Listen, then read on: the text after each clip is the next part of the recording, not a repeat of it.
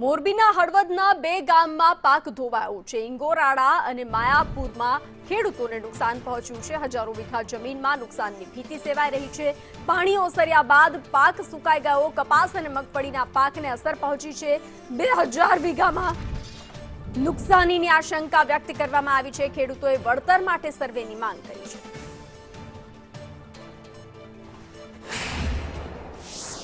આપણે હળવદ તાલુકાના માયાપુર ગામે પહોંચે છે અને માયાપુરના ખેડૂતો સાથે જ વાત કરીશું।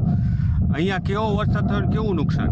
અહીંયા 10 વીઘા વરસાદ થયો અને બહુ નુકસાન, કપા બધું બળી ગયું, બધો પાક નિષ્ફળ ગયો હોય। હવે જો સહાય કરે તો બહુ સરસ કહેવાય।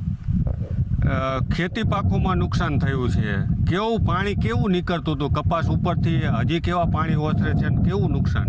કપા ઉપર પાણી તો કપા તો મુદલ દેખાતો જ નહોતો।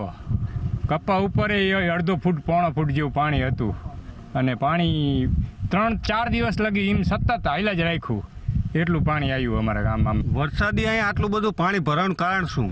હા, એ ઉપરથી પાણી જેટલું આવે છે જો તે બધું ઉપરથી પાણી 1 કલાકે 2 ઇંચ વરસાદ પડ્યો હોય, 12 ઇંચ વરસાદ પડી ગયો હોય એટલે પાણી રોડ ઉપર પાણી હતું, ખેડ સાતિયામાનું પાણી, એટલે કપાસ તો બધો ભરી ગયો હોય, નિષ્ફળ ગયો હોય, જુવાર કપાસ બધું। પાણી ભરાઈ રહેવાનું કારણ શું? ખેતરોમાં નિકાલ નથી અહીંયા, બધા કાંટા બાટા ગટરું સાફ નથી ને એટલે બધું નિકાલ નથી, એટલે એનું પાણી ઘણું પાણી રોકાણ થતા નીકળવું, ઉપરથી પાણી જેટલું આવે અમારે। બે પાક ધિરાણ લેતો હોય આ બધું ધિરાણ પૂરું નથી પડતું, પાક ધિરાણમાં પૈસા નથી પૂરા પડતા, જો વરો દેણું જ રહે માથે, ખેડૂત માથે બોજો બહુ રહે, નુકસાન બહુ થાય। તો વર્ષો વર્ષ નુકસાનને લઈ ખેડૂતો હવે ચિંતાતુર બન્યા છે ને આપણે પહોંચ્યા હતા હળવદ તાલુકાના માયાપુર ગામે અને ખેડૂતો પાસેથી નુકસાનીનો ચિતાર મેળવ્યો। જે પ્રકારે વારે નુકસાન થાય છે તેને લઈ ખેડૂતો હવે ચિંતાતુર બન્યા છે।